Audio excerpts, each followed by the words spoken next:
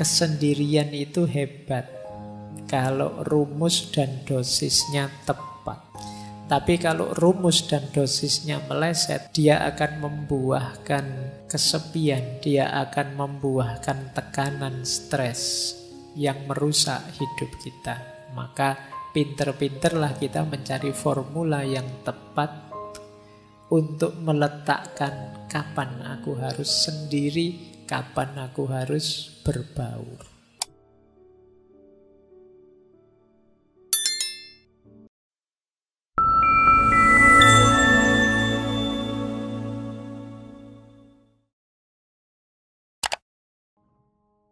Assalamualaikum warahmatullahi wabarakatuh.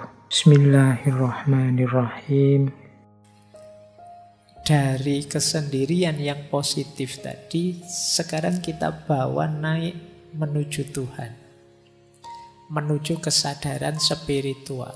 Sejauh mana kesendirian kita bermakna spiritual. Nanti kita akhiri dengan beberapa wawasan dari Imam Ghazali. Saya ambil misalnya dari Thomas Merton. Kata Merton, orang yang takut sendirian pasti akan kesepian. Tidak peduli berapa banyak orang di sekelilingnya. Namun orang yang belajar dalam kesendiriannya, berdamai dengan kesepiannya, dan lebih memilih kenyataan daripada ilusi persahabatan, akan menyadari kehadiran Tuhan yang tak terlihat.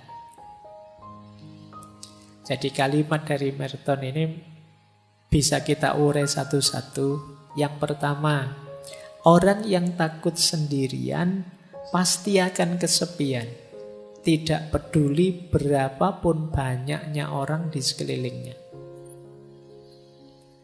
Tadi kan ada orang yang memang senang sendirian, ada yang tidak suka sendirian. Tentu saja yang tidak suka sendirian, ketika mengalami sendirian, dia akan merasa kesepian. Kuncinya bukan pada banyak temannya atau sedikit temannya. Pemaknaan dia terhadap sendirian itu. Jadi, kalau dia memaknai kesendirian itu sebagai sesuatu yang negatif dan menakutkan, ya begitu sendiri dia akan merasa kesepian. Nah, biar tidak begitu bagaimana? Dilanjutkan yang kedua. Mari belajar dalam kesendirian, berdamai dalam kesepian. Belajar sendirian, berdamai dalam kesepian. Berdamai dalam kesepian berarti kita bisa menerima. Tidak apa-apa ya Allah, saya sendirian asal Engkau ridho. Itu bisa menerima. Tidak apa-apa saya jomblo kalau ini memang keinginanmu ya Allah. Nah, jadi ini berdamai dengan kesepian, dengan kesendiriannya. Dan lebih memilih kenyataan daripada ilusi persahabatan. Kenapa persahabatan di sini disebut ilusi? Ini seperti yang disampaikan di awal tadi, tidak mungkin ada persahabatan yang sama sekali tidak mengandung perpisahan, tidak mengandung kesendirian. Perpisahan itu kan kesendirian. Maka antara yang ilusi dan yang hakiki, pilihlah yang hakiki. Tadi ternyata yang hakiki ya kesendirian. Kalau mentalku sudah mental yang siap sendiri, meskipun ditinggalkan oleh sahabat, ya aku kuat. Meskipun temanku pergi semua, ya aku sanggup. Dan ini yang terakhir, pada akhirnya orang yang siap menghadapi kesendiriannya, justru dia akan menemukan kesadaran diri yang paling dalam, yaitu Tuhan. Dalam kesepianmu yang paling puncak, kalian justru akan menyadari hadirnya Tuhan. Inilah from solitude to spiritual awareness. Dari kesendirian menuju kesadaran spiritual. Itulah mengapa dulu Rasulullah itu setiap momen tertentu yang masyhur kan saat bulan Ramadan, beliau menyendiri. Istilahnya bertahanus, kalau bahasa sufinya kholwat uzlah, ke Gua Hira. Jadi kesendirian ini tujuannya apa? Yuk, dalam rangka menyadari hadirnya Tuhan. Jadi tadi ada sisi negatifnya kesendirian, namanya kesepian. Tapi juga ada sisi positifnya. Dan sekarang sisi yang positif itu kita bawa berjalan ke ranah spiritual. Kita lanjutkan, belajar lagi. Kata Osho lagi tadi, Osho sudah kita kutip ya. Perjalanan ke dalam diri adalah perjalanan menuju kesendirian yang absolut. Engkau tidak dapat mengajak orang lain ke sana bersamamu. Ini sama dengan Hermann Hesse yang menulis novel tentang Buddha. Kita harus menjadi sendiri, sangat sendiri. Lalu kita menarik diri ke dalam diri yang terdalam. Mungkin rasanya sangat sepi. Ini memang jalan penderitaan yang pahit. Tetapi kemudian kesendirian kita akan teratasi. Kita tidak lagi merasa kesepian. Karena kita menemukan bahwa dalam diri kita yang terdalam ada jiwa. Yaitu yang ilahiyah yang tak terpisahkan. Lalu kita menemukan diri kita berada di tengah-tengah dunia, namun tidak terganggu oleh keserbaragamannya. Karena jiwa kita yang paling dalam itu membuat kita tahu bahwa diri kita adalah menjadi satu dengan semua makhluk. Jadi kesadaran spiritual itu nanti bertahap. Yang pertama, kesadaran bahwa hakikatnya kita sendiri. Karena hakikatnya kita sendiri, terus kita masuk ke dalam diri. Saat kita masuk ke dalam diri, di situ kita ketemu inti diri kita yang sifatnya ilahiyah, yang disebut ruh. Kesadaran ruhaniyah ini, kalau memang sudah kita pahami, pada akhirnya kita akan kembali lagi ke dunia, tapi sudah tidak tergoda lagi. Dengan kesadaran bahwa semua makhluk hakikatnya satu, yaitu ciptaannya Allah, citranya Allah, citranya Tuhan. Inilah from solitude to spiritual awareness. Jadi diawali dari sendiri yang tidak kesepian, dilanjutkan dengan perjalanan ke dalam diri, dipuncai dengan kesadaran ilahiyah, diterapkan dalam hidup sehari-hari, yang tidak merasa ada bedanya semua makhluk dan tidak tergoda oleh warna-warni duniawi. Inilah from solitude to spiritual awareness. Konkretnya apa kalau dalam dunia tasawuf? Uzlah. Ada 3 istilah dalam dunia tasawuf yang dekat dengan uzlah. Ya, yang pertama uzlah itu sendiri, yang kedua zuhud, yang ketiga kholwat. Zuhud itu kondisi jiwa yang tidak tergoda oleh hal-hal duniawi. Kalau uzlah itu menjauhkan diri dari keramaian. Kalau kholwat itu memisahkan diri dari keramaian, berdua dengan yang dicintai, yaitu Allah. Jadi uzlah itu menjauhnya, khulwat itu berduaannya. Kemudian dari sini bisa melahirkan jiwa yang zuhud, jiwa yang tidak tergoda oleh hal-hal duniawi. Jadi ternyata kesendirian tadi bisa jadi, kalau bahasa tasawufnya, salah satu mode suluk perjalanan kita untuk menuju Allah. Jadi yang tadi berawal dari kondisi jiwa, psikologi kita, ternyata bisa kita manfaatkan untuk perjalanan ilahiyah. Kesendirian kita ternyata bisa bermakna spiritual. Kita lihat ya, ini ayatnya.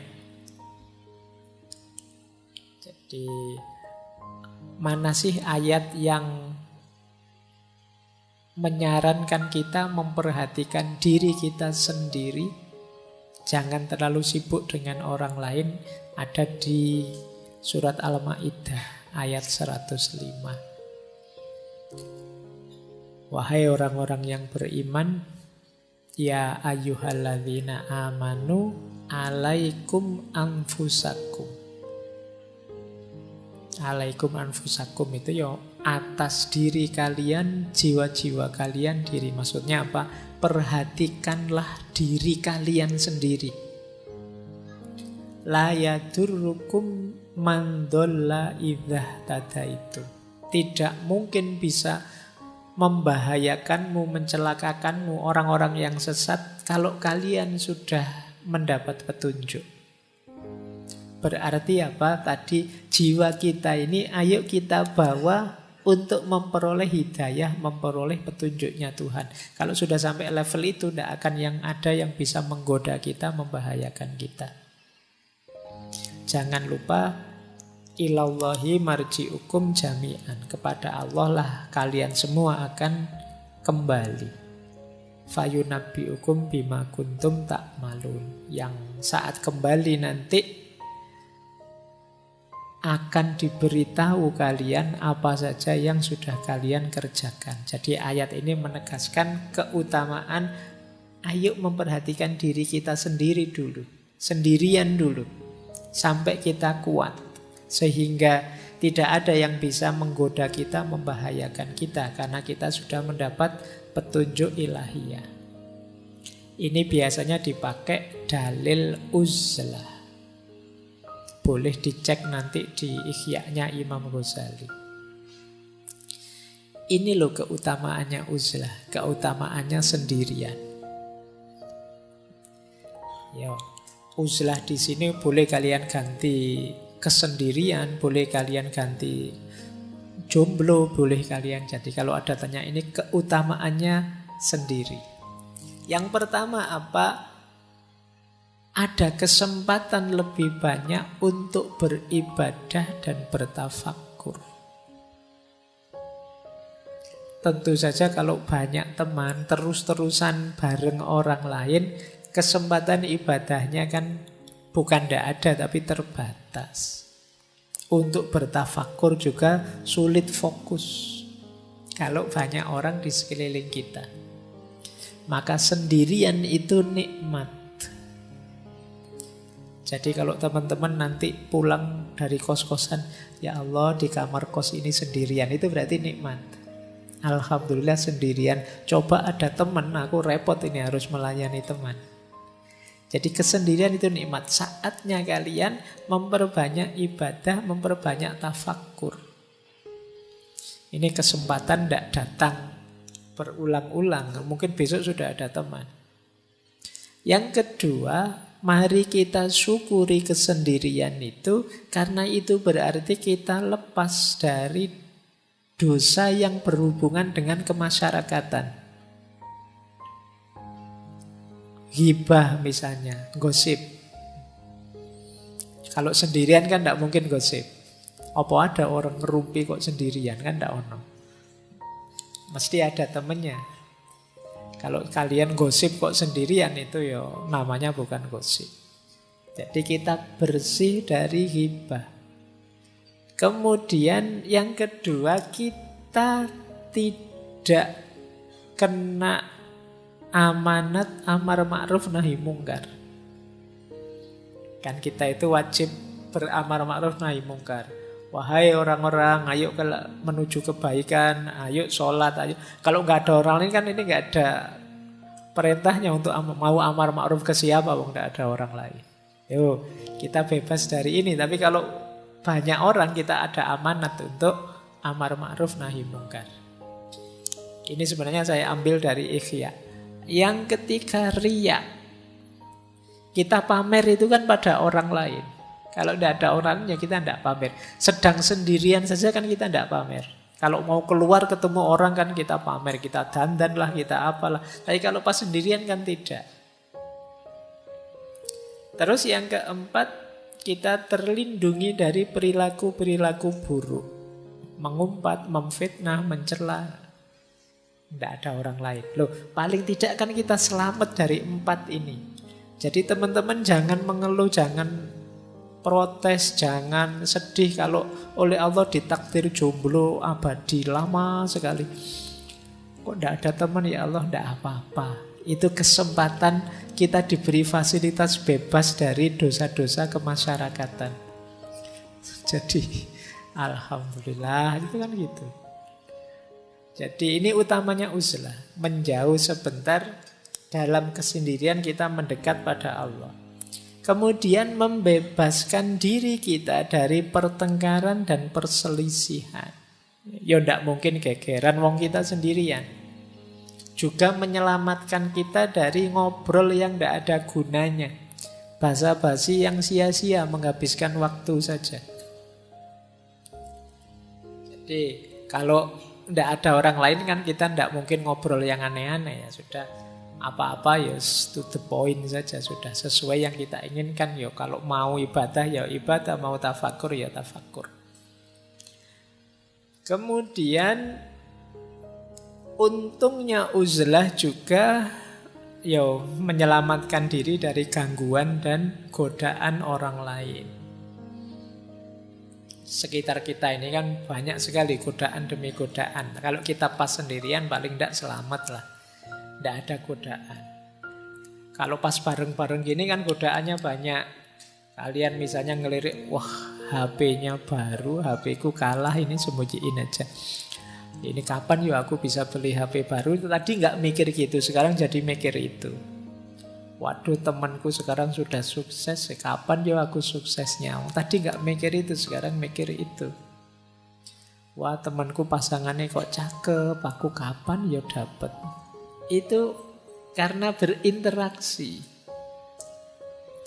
Jadi ada untungnya ternyata kita uzlah, menjauh. Kemudian yang kelima, putusnya harapan orang banyak atas kita dan harapan kita atas orang banyak. Karena kita agak terpisah dari mereka, ya orang banyak tidak lagi berharap pada kita. Kita juga tidak berharap pada mereka. Bukan berarti jelek berharap pada orang lain atau kita jadi tumpuan harapan orang lain. Tapi kadang-kadang kalau lupa batas seperti yang saya jelaskan di depan tadi, ini bisa jadi sumber kesedihan, sumber stres. Orang lain berharap kita itu ya wong mahasiswa, mbok yo hidup yang tertib. Kalau adzan ya ke masjid. Kalau itu kan mungkin orang lain berharap itu dan kita tertekan dengan itu. Kita juga berharap masyarakat itu mbok ya begini begitu. Tapi begitu kita uzlah, harapan-harapan yang macam-macam tadi sudah tidak ada.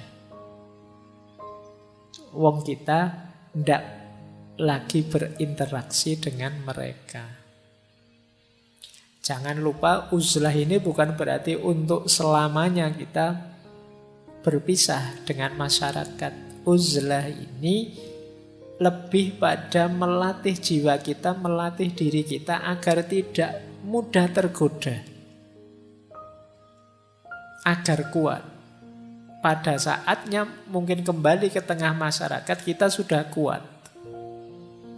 Jadi uzlah ini ada yang pakai istilah bagian dari riyadoh, latihan, melatih jiwa.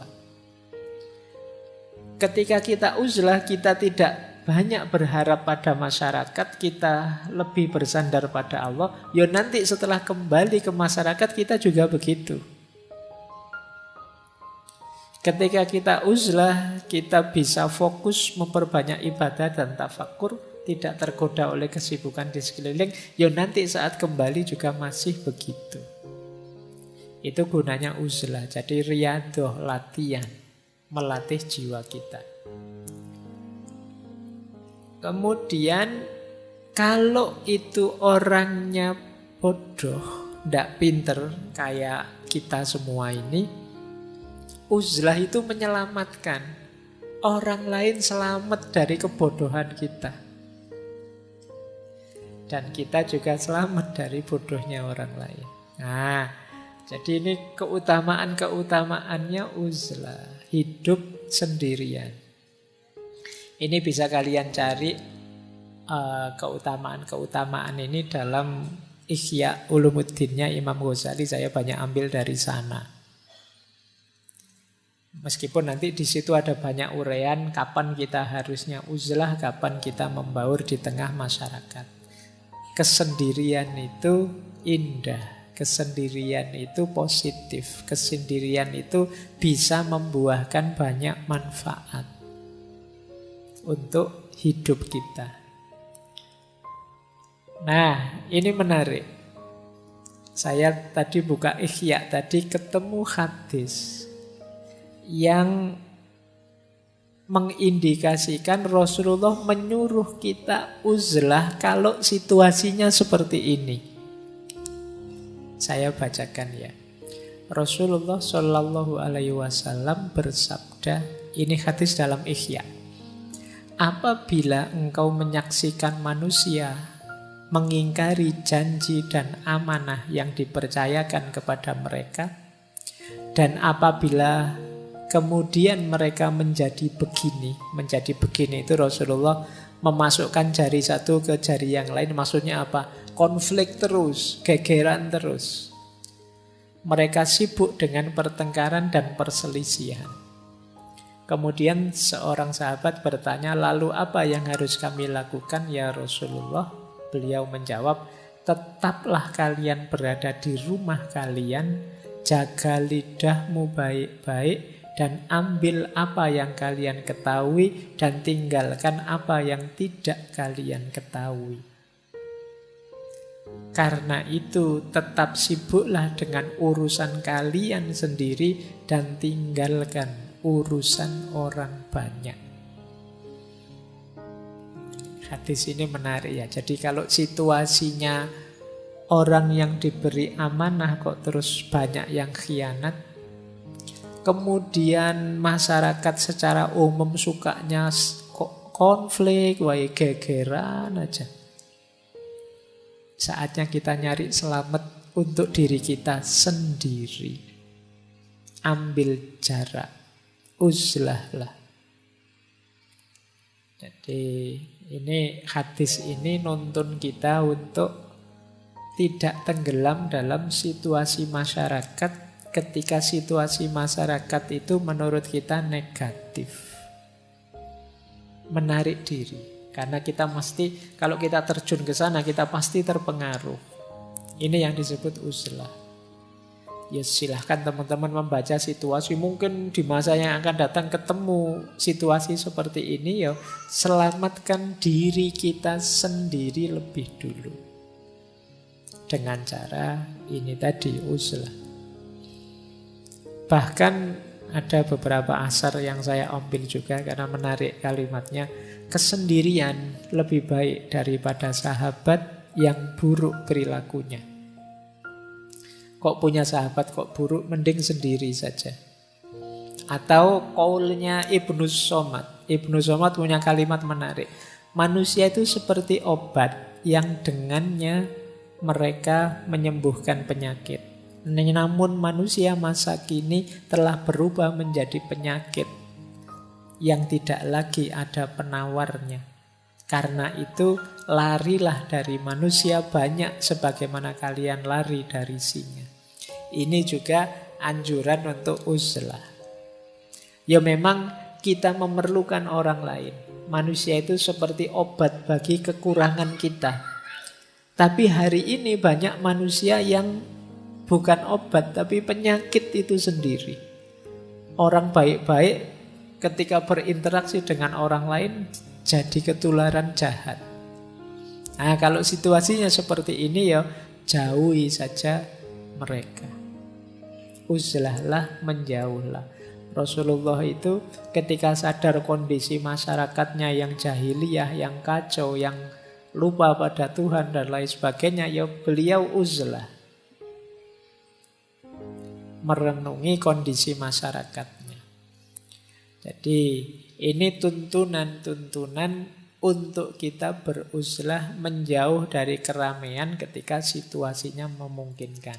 Jadi dari sini kelihatan ternyata ya menyendiri, menciptakan kesendirian untuk hidup kita itu kalau momennya tepat justru itu adalah sesuatu yang dianjurkan, mulia dan utama. Makanya sejak awal tadi saya bilang cari situasi yang pas ya. Cari kondisi yang pas. Baik, terakhir. Ini satu kalimat menarik. Mungkin teman-teman pernah dengar kalimat eagle flies alone.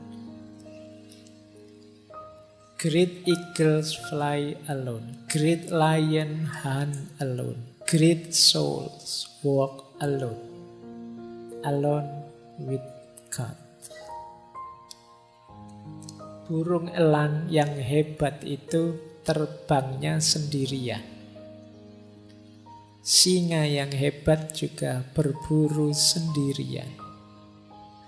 Jiwa yang hebat berjalan sendirian. Tapi sendirian bersama Tuhan.